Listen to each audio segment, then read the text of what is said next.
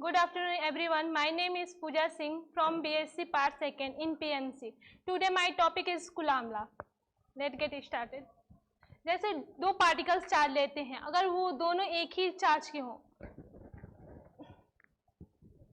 अगर दो particles charge लेते हैं, दोनों प्लस हो तो वो एक दूसरे को रिपल्स करेगा, अगर दोनों माइनस हो वो भी एक दूसरे को रिपल्स करेगा, अगर प्लस माइनस है वो एक दूसरे को अट्रैक्ट करेगा।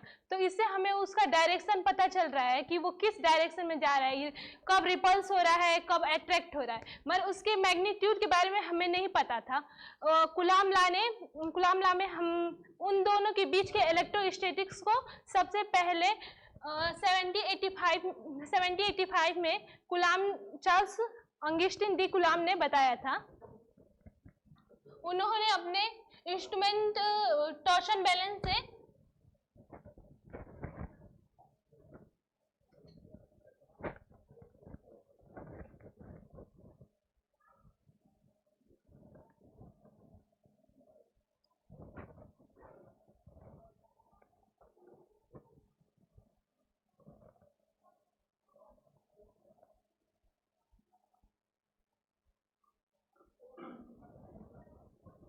उन्होंने सबसे नीचे बॉटम पार्ट को सिलेंड्रिकल ग्लास ट्यूब कहा था। सिलेंड्रिकल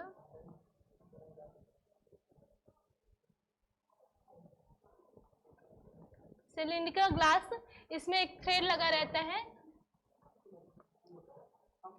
जो फैब्रिक मेटल का होता है, और यहाँ पे नीडल लगा रहता है। नीडल के दोनों सेंटर इधर स्फेरिकल ऑब्जेक्ट रहता है और इधर भी स्फेरिकल ऑब्जेक्ट रहता है, इसका नाम रहता है ए, और यहाँ पे एक सेंटर रहता है। ये स्फेरिकल ऑब्जेक्ट इसलिए रखा गया है, ये सेंट्रल ऑब्जेक्ट इसलिए रखा गया है ताकि इसको बैलेंस बनाए रहे और ये हॉरिजॉन्टल रहे। अगर हम दूसरा एक स्फेरिकल को इसके अंदर से डालेंगे, मतलब इसका पॉइंट फिक्स रहेगा, इसको अंदर डालेंगे, यहाँ पे टच करेगा, कुछ नहीं होगा। अगर फिर इसको बाहर निकालेंगे, इसको थोड़ा सा रफ करेंगे, तो इसके पास कुछ एनर्जी आ जाएगा। हमको पता नहीं है कि वो एनर्जी प्लस में है या माइनस में, प्लस भी हो सकता है या माइनस भी हो सकता है। फिर उस एनर्जी को, मतलब इस चीज को अंदर डालेंगे, यहाँ पे आकर वो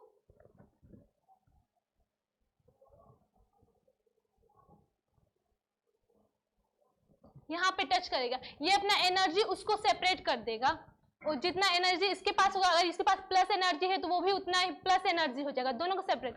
तो हमको पता है कि सेम नेचर का अगर एनर्जी है तो वो एक दूसरे को रिपल्स करता है।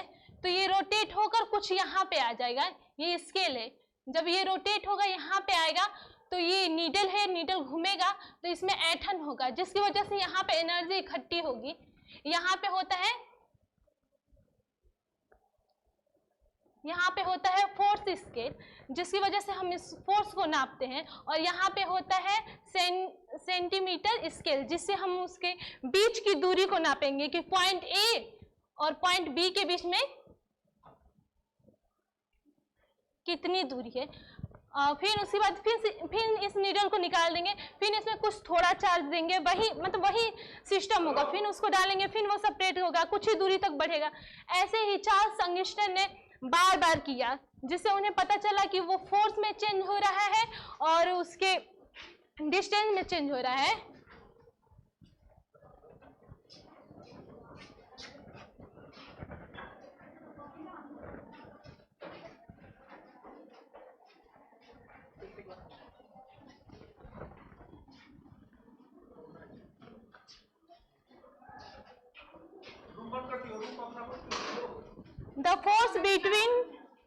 The force between 2 points is directly proportional to the product of its magnitude and inversely proportional to the square of distance.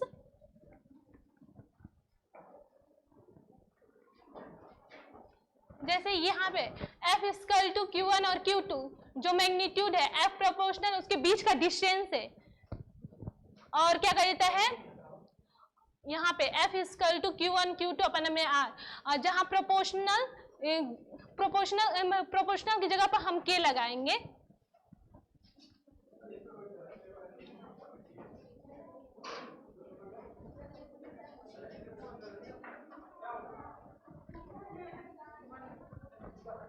Proportional है तो के मतलब के कूलॉम कांस्टेंट है तो उसका भी कोई मान होगा, उसका मान है 1/4 पाई एक्साइलम not.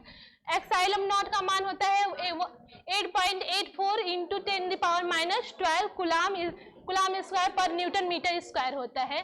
Then force given is by following equation, इतना होता है। मतलब इतने का टोटल का मान होता है 9 इंटू 10⁻9 न्यूटन मीटर पर कूलाम स्क्वायर होता है। इसका लिमिटेशन होता है the charge to be considered at point charge.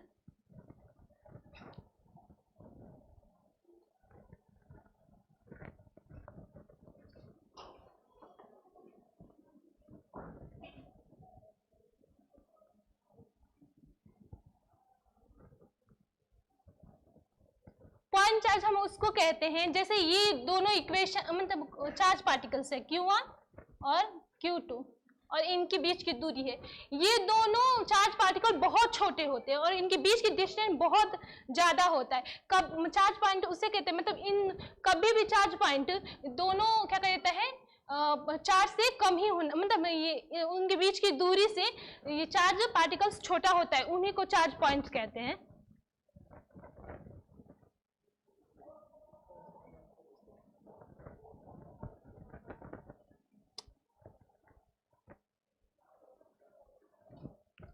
और कूलाम लॉ में वेक्टर फॉर्म भी है, वेक्टर फॉर्म भी होता है।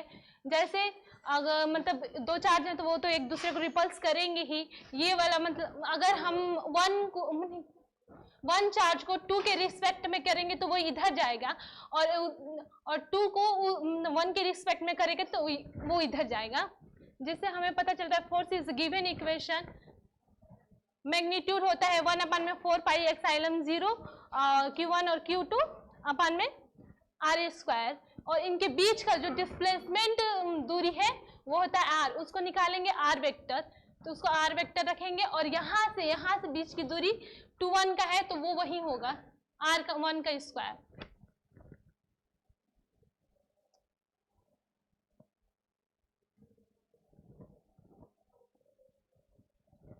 Coulomb law in superposition form, मतलब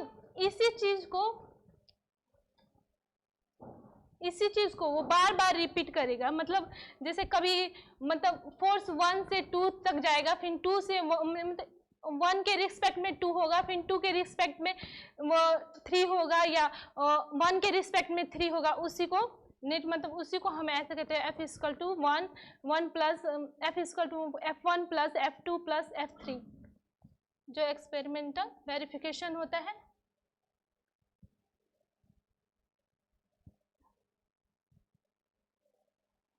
इसका एप्लीकेशन है टू कैलकुलेट द फोर्स और डिस्टेंस बिटवीन टू चार्ज।